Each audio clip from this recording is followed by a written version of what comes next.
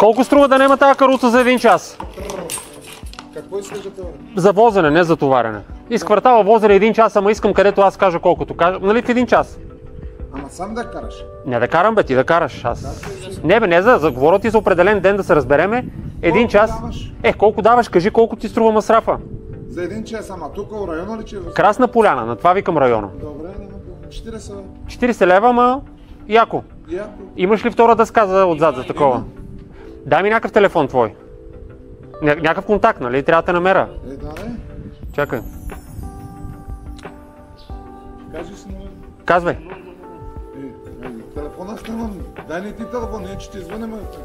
Ще ми звънеш. Това въпрос аз когато ми трябва аз да отреагирам, не ти да ме потърсиш. Ти как ще знаеш кога аз имам нужда? Нямаме телефон, имам телефон да ти дам. А къде си иначе? Къде се намираш? Къде е факултета? Горе! Горе, то всичко е горе. Кажи да, питам сериозно. Горе на жабарника. Ага. 40 лева 1 час без претенции. Без претенции. Насам, натам, навсякъде. Че те возиме къде си. 2 стола мога да си сложа, ако искам. Два стола, пейка. Да, и ако има втори човек, не е проблем, нали? Няма ти натежи да не кажеш, че... Да не стане като колело под мен, че сме взели. Не. Да, човек, ако искаш сега.